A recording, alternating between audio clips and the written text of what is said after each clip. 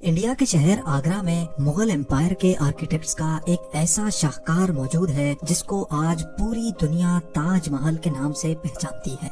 42 एकड़ पर फैला दूर से ही चमकता हुआ ये मकबरा जहां अपने अंदर खूबसूरती के बागीचे सजाए हुए हैं, वहीं इसके ऊपर गम और उदासी के कई बादल अभी तक मंडला रहे हैं। ज़ेम टीवी की वीडियोस में एक बार फिर से खुशामदीद। नाजरीन, लगभग 400 साल पहले बनाई जाने वाली ये खूबसूरत बिल्डिंग जहां अपने दौर की सबसे बड़ी और सबसे शानदार बिल्डिंग हुआ करती थी, वहीं आज इसको दुनिया का 7वां अजूबा भी माना जाता है। इस आलीशान स्ट्रक्चर को बनाने में 20,000 मजदूरों ने दिन रात खून पसीना बहाया, और वो भी 1 या 2 सालों तक नहीं बल्कि पूरे 22 सालों तक। अगर आज के दौर में इसकी कीमत का अंदाजा लगाया जाए तो संगे मरमर का ये अनमोल मकबरा हैरत अंगेज तौर पे $1 बिलियन यानी 7,500 करोड़ रुपयों से भी ज्यादा महंगा है, क्योंकि इस बिल्डिंग में मुगल आर्किटेक्ट्स ने अपने हुनर की कई ऐसी निशानियां छोड़ी थी जिनकी दुनिया के टॉप इंजीनियर्स भी आज तक तारीफ करते हैं। इस बिल्डिंग को ऐसे डिजाइन किया गया कि जब मेन गेट के पीछे से इसको देखा जाता है तो ये काफी बड़ी लगती है, लेकिन जैसे ही मेन गेट की तरफ बढ़ा जाता है तो ऑटोमेटिकली इसका साइज छोटा होता जाता है। दिमाग को चकरा देने वाली ये कोई पहली ट्रिक नहीं थी जो मुगल आर्किटेक्ट्स ने इस्तेमाल की हो। इसके गिर्द चारों मीनारों को बिल्कुल सीधा खड़ा नहीं किया गया, बल्कि ये मीनार बाहर की तरफ थोड़ा झुके हुए हैं, क्योंकि अगर इनको सीधा खड़ा किया जाता तो दूर से देखने पर ये अंदर की तरफ झुके हुए लगते, जैसा कि इन मस्जिदों में आप देख सकते हैं। इन मीनारों को बाहर की तरफ झुकाने का एक और रीजन भी था, और वो ये था कि खतरनाक अर्थक्वेक की सूरत में अगर ये मीनार गिरे भी तो ये बाहर की तरफ गिरकर ताजमहल पर एक आंच भी ना आने दे। लेकिन आखिर माजरा क्या था कि इसको बनाने वाले किसी सूरत में इस पर एक खराश भी बर्दाश्त नहीं कर सकते थे। ताजमहल के वो कौन कौन से राज थे जिनको 400 साल पहले छुपाने की कोशिश की गई थी, और जब उस दौर में कंक्रीट या स्टील ही नहीं हुआ करता था तो आखिर इस आलीशान मकबरे और इस पर मौजूद 40 मीटर ऊंचे डोम को कैसे बनाया गया, ये सब और इससे भी ज्यादा आप जान सकेंगे आज की इस स्पेशल वीडियो में। नाजरीन, ये मामला स्टार्ट हुआ था सन 1607 में, जब इंडिया और पाकिस्तान के इस खित्ते में मुगल एम्पायर का होल्ड हुआ करता था। इस दिन मुगल शहंशाह का सबसे छोटा बेटा शहाबुद्दीन मोहम्मद खुर्रम 15 साल का हो चुका था, और उसी की सेलिब्रेशन के लिए आगरा फोर्ट में एक आलीशान पार्टी रखी गई थी। खुर्रम मुगल शहंशाह को सबसे ज्यादा अजीज था, इसी वजह से इसके हर जन्मदिन पर इसको हीरे जवाहरात और सोने से तोला जाता था, यानी जितना वजन शहजादे खुर्रम का होता था उतना ही खजाना इसके नाम कर दिया जाता था। लेकिन इस जन्मदिन पर कुछ और भी खास होने वाला था। मुगल शहंशाह ने शहजादे खुर्रम की शादी अपने एक वकील की बेटी के साथ कर दी, जिसको मुमताज महल के नाम से जाना जाता है। मुमताज और खुर्रम को पहले दिन ही एक दूसरे से बेइंतहा मोहब्बत हो चुकी थी, और उस वक्त ये किसी को भी मालूम नहीं था कि इस मोहब्बत का बोलबाला हमेशा के लिए रहने वाला है। अगले 10 सालों तक शहजादे ने कई जंगें लड़ी और उनमें भरपूर कामयाबी भी हासिल की। इसी वजह से शहंशाह ने खुश होकर उनको शाहजहां के लक़ब से नवाजा, जिसका मतलब है दुनिया का बादशाह। शाहजहां की टोटल 6 बीवियां थी जो आगरा फोर्ट के हरम में ही रहती थी। इन 6 में से शाहजहां सबसे ज्यादा मोहब्बत मुमताज से करते थे, और यही वजह थी कि उनका ज्यादातर वक्त मुमताज महल के साथ ही गुजरता था।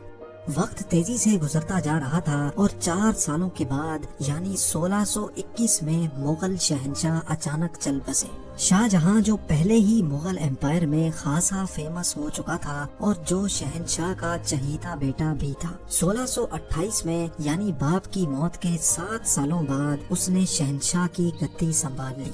पूरी मुगलिया सल्तनत अपने नए शहंशाह से बेहद खुश नजर आती थी।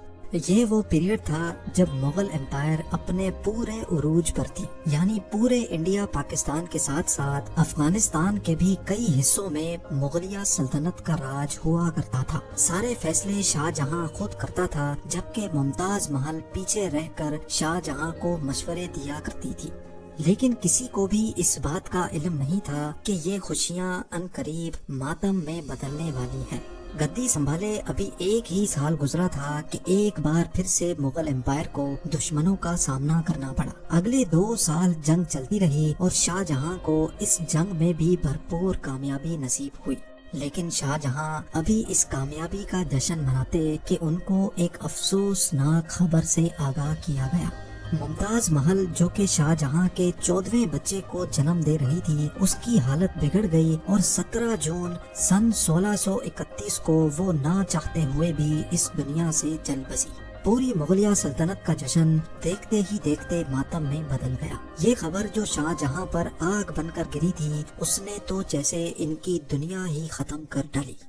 شاہ جہاں کی سب سے پہلی محبت اور ان کی سب سے عزیز بیوی ممتاز محل اس دنیا سے رخصت ہو چکی تھی۔ کہا جاتا ہے کہ اس غم کی پرچائی نے شاہ جہاں کو کالے اندھیروں میں دھکیل دیا تھا۔ اگلے 8 دنوں تک انہوں نے کچھ نہیں کھایا اور اگلے 2 سالوں تک نہ کوئی موسیقی سنی اور نہ ہی پرفیوم لگایا۔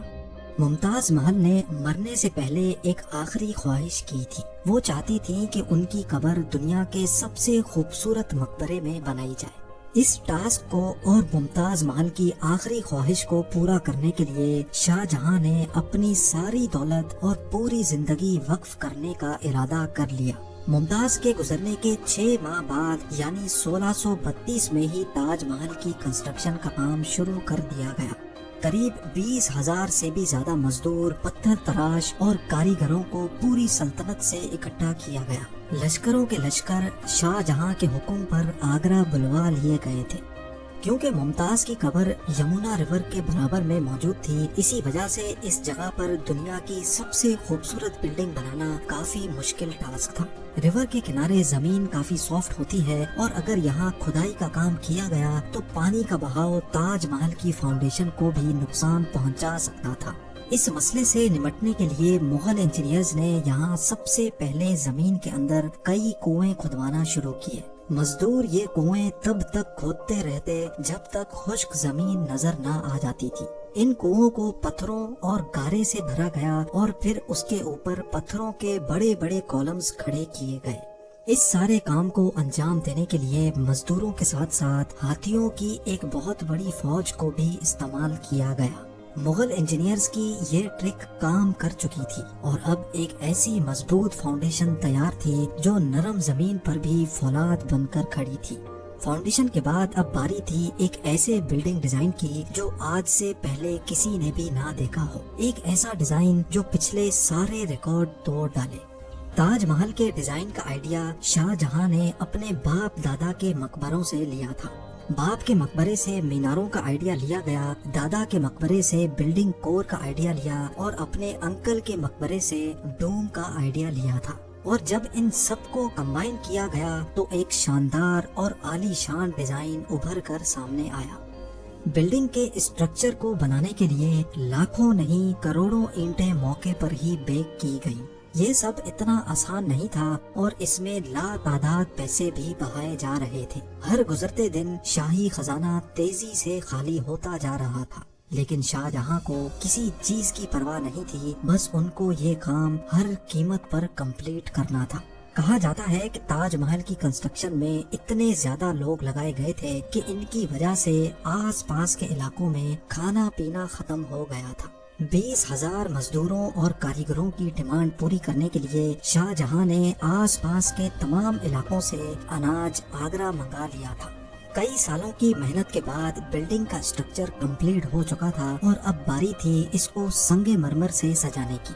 یہ سنگ مرمر آگرہ سے 400 کلومیٹر دور راجستھان سے منگایا جانا تھا، کیونکہ یہاں کا مکرانہ ماربل آج تک دنیا کا فائنسٹ ماربل مانا جاتا ہے۔ شاہ جہاں نے تاج محل کے لیے پورا مکرانہ ماربل ریزرو کر لیا تھا، یعنی جب تک تاج محل کی ڈیمانڈ پوری نہیں ہو پائے گی تب تک کسی کو بھی یہ ماربل خریدنے کی اجازت نہیں تھی۔ 1000 ہاتھیوں کی مدد سے ہزاروں ٹن وزنی ماربل راجستھان سے آگرہ منگایا گیا۔ تاج محل کا یہ خوبصورت ڈوم اتنا بڑا ہے کہ اس کا اندازہ صرف آنکھوں سے دیکھ کر ہی لگایا جا سکتا ہے۔ آج کل اس طرح کے ڈوم بڑی آسانی سے اسٹیل اسٹرکچر پر بنائے جا سکتے ہیں، لیکن 400 سال پہلے 40 میٹر اونچے ڈوم کو بنانے میں ان کے پاس صرف پتھروں کا ہی سہارا تھا۔ اس ڈوم کو بنانے میں مغل انجینئرز نے جو اسٹریس کیلکولیشن کی تھی اس کی آج کے انجینئرز بھی بہت تعریف کرتے ہیں۔ تاج محل کی فنیشنگ کے لیے اس کو پیٹرا ڈورا یا پرچن کاری سے ڈیکوریٹ کیا جانا تھا۔ پیٹرا ڈورا ایک ایسی کلاکاری کو کہا جاتا ہے جس میں قیمتی پتھر کو ماربل کے اندر تراش کر لگایا جاتا ہے۔ ماربل کو بڑی مہارت اور باریکی سے قیمتی پتھر کی شیپ کے حساب سے تراشا جاتا ہے اور پھر اس میں پتھر کو گلو کے ذریعے چپکایا جاتا ہے۔ تاج محل پر استعمال ہونے والی گلو کوئی عام گلو نہیں تھی۔ کافی ریسرچ اور لیبارٹری ٹیسٹ کے بعد معلوم پڑا کہ یہ گلو شیرہ، لیمن جوس اور سنگ مرمر پاؤڈر کو ملا کر بنائی جاتی تھی۔ وہی سیم گلو آج بھی تاج محل کی رینوویشن کے لیے استعمال کی جاتی ہے۔ تاج محل کی خاص باتوں میں ایک بات یہ بھی ہے کہ یہ دن میں 4 مرتبہ اپنے رنگ بدلتا ہے۔ سورج نکلنے سے پہلے یہ بالکل بلیک شیڈ دیتا ہے، سورج نکلنے کے بعد یہ لائٹ یلو اور پنک شیڈ دیتا ہے، جبکہ دوپہر کے وقت تاج محل کی خوبصورتی کا نیا رخ دیکھنے کو ملتا ہے، نیلے آسمان پر جیسے موتی چمک رہا ہو، اور سن سیٹ کے وقت یہ پوری بلڈنگ گولڈن کلر کی دکھائی دیتی ہے۔ پورے 22 سالوں کے بعد سن 1654 میں تاج محل کی کنسٹرکشن کا کام مکمل کر لیا گیا۔ شاہ جہاں اپنی بیگم کی یاد میں دنیا کا سب سے خوبصورت مقبرہ بنانے میں کامیاب ہو چکا تھا۔ شاہ جہاں نے اس عالی شان عمارت کا نام اپنی پسندیدہ بیوی کی یاد میں ہی رکھا۔ ممتاز محل سے اس کا نام تاج محل رکھ دیا گیا۔ ہر سال شاہ جہاں ممتاز کی برسی پر یمنا ریور کے ذریعے تاج محل پر جایا کرتے تھے۔ یہ تاج محل کی ایسی انٹرنس تھی جس کو صرف شاہی خاندان کے لیے ہی بنایا گیا تھا۔ اس انٹرنس کی دیواروں پر دلکش نقاشی کا کام کیا گیا تھا جو شاید صرف شاہی آنکھوں کے دیکھنے کے لیے ہی کیا گیا تھا۔